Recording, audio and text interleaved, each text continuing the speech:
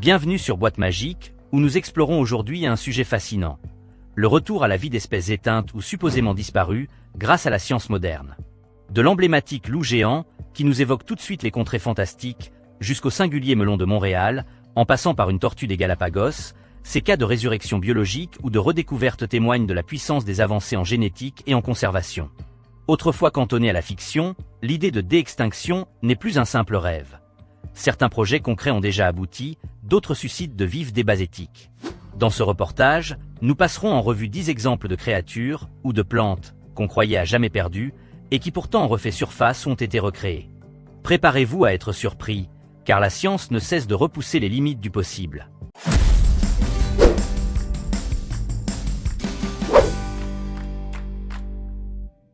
Le retour des direwolves. Il y a encore quelques années, les loups géants, plus communément appelés direwolves, n'existaient que dans notre imaginaire ou dans les récits de la série Game of Thrones.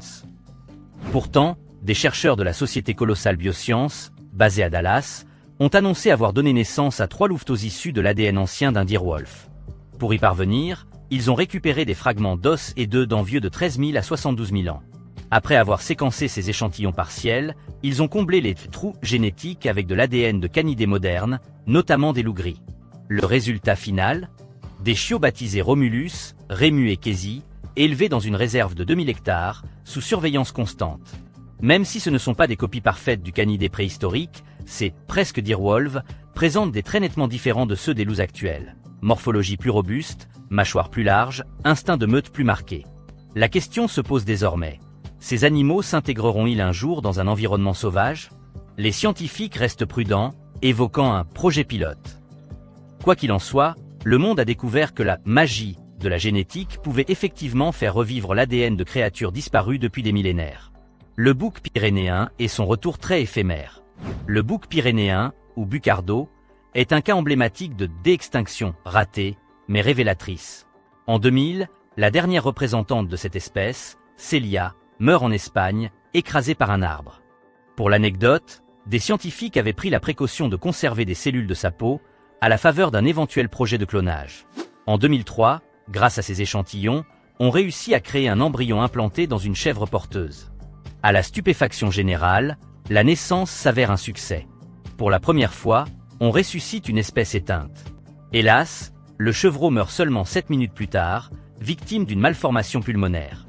Dans l'histoire de la science, ce bref sursis demeure néanmoins un jalon. L'idée qu'une espèce disparue puisse revenir n'est plus un fantasme. Depuis, d'autres tentatives ont été envisagées, mais aucune n'a abouti. Le bucardo, lui, reste l'espèce qui aura connu 2 extinctions. La première en 2000, la seconde, certes plus courte, en 2003. Le cheval de Przewalski, dernier cheval sauvage. Autrefois présent dans les steppes d'Asie centrale, le cheval de Przewalski est considéré comme le dernier vrai cheval sauvage, au sens où il n'a jamais été domestiqué. Dans les années 1960, il n'en restait plus aucun dans la nature. La chasse, la raréfaction de son habitat et la concurrence avec le bétail l'avaient éliminé. Heureusement, quelques individus vivaient encore en captivité. Mais le sang neuf manquait, car tous descendaient d'un petit nombre de fondateurs, posant un problème de consanguinité. En 2020, via un programme américain, on a greffé de l'ADN congelé depuis 40 ans à une femelle porteuse, obtenant un poulain dont la diversité génétique était précieuse. Baptisé Kurt, il a grandi en plein Texas, avant d'être accueilli dans un centre spécialisé. Par la suite, il pourrait aider à renforcer la lignée de ses chevaux, désormais réintroduits dans leur Mongolie natale. La réussite de ce clonage partiel a montré que la cryoconservation de matériel génétique peut sauver une espèce au bord de l'extinction. Le kaga, un zèbre à moitié rayé. Le kaga passait pour une bizarrerie, un zèbre dont les rayures ne couvraient que le cou et la tête, tandis que l'arrière du corps arborait un pelage brun uni. Il arpentait jadis les plaines d'Afrique du Sud, mais la chasse et la colonisation néerlandaise en ont vite eu raison.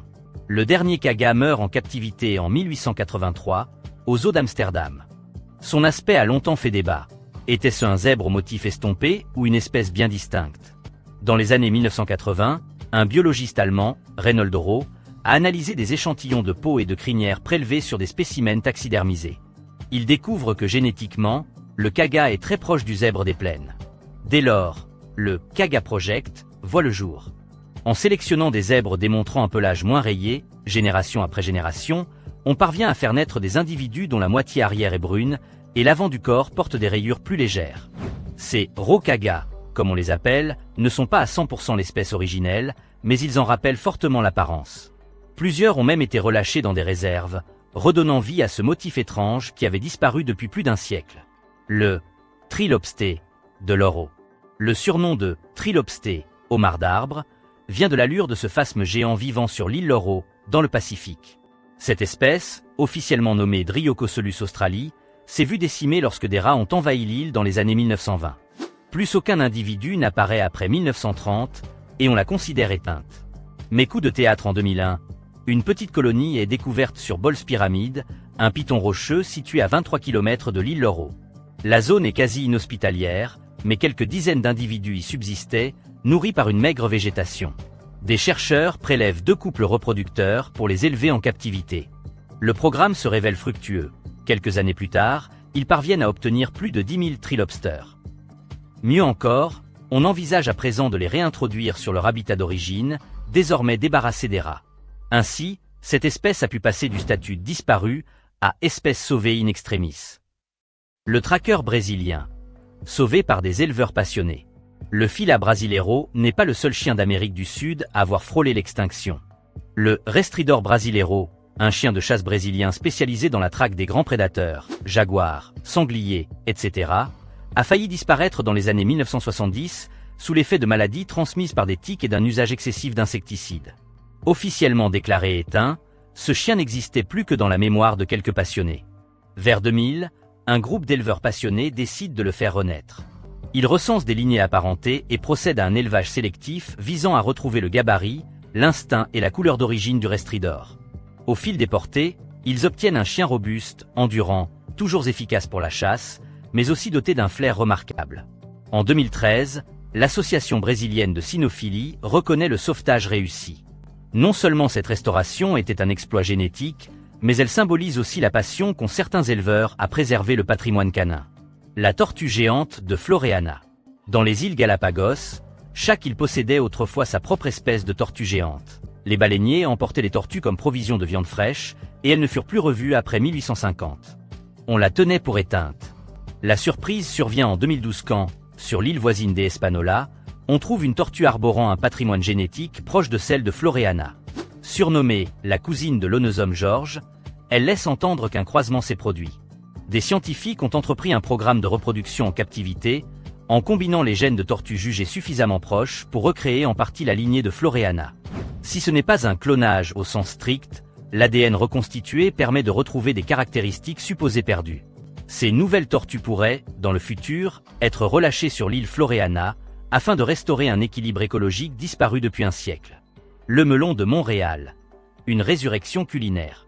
Tous les programmes de déextinction ne concernent pas des animaux. Le melon de Montréal, variété locale autrefois prisée pour sa saveur subtile et sa texture fondante, avait disparu dans les années 1920.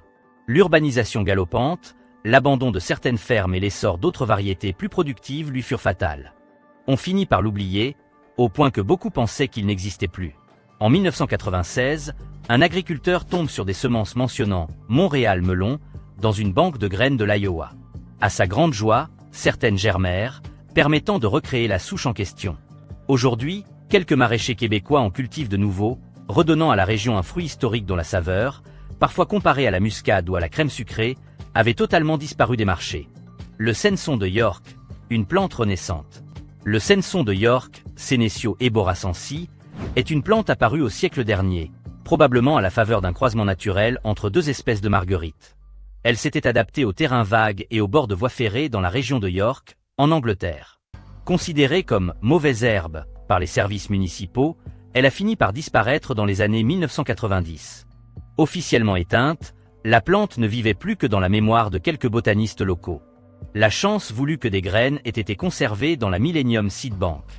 En 2023, après avoir tenté plusieurs germinations, des botanistes annoncent avoir ressuscité le senson de York. Au plan génétique, il s'agit bel et bien de la même plante. Le but est désormais de la réintroduire dans certains espaces verts de la ville, afin de voir si elle peut reprendre son cycle et fleurir comme avant. Un beau symbole de renaissance botanique locale. Le sélacanthe. Redécouverte spectaculaire. Il ne s'agit pas ici d'un clonage ou d'une manipulation génétique, mais d'une résurrection par redécouverte.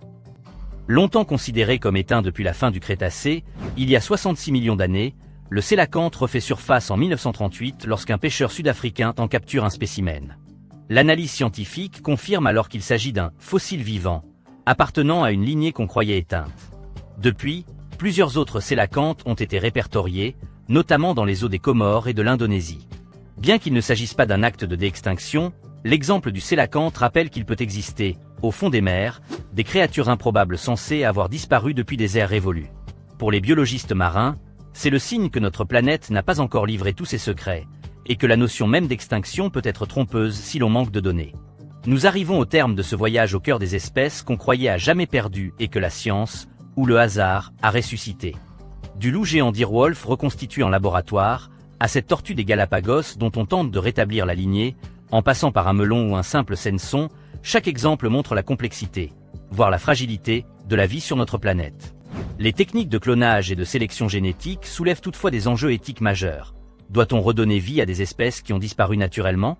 Quel sera l'impact sur les écosystèmes?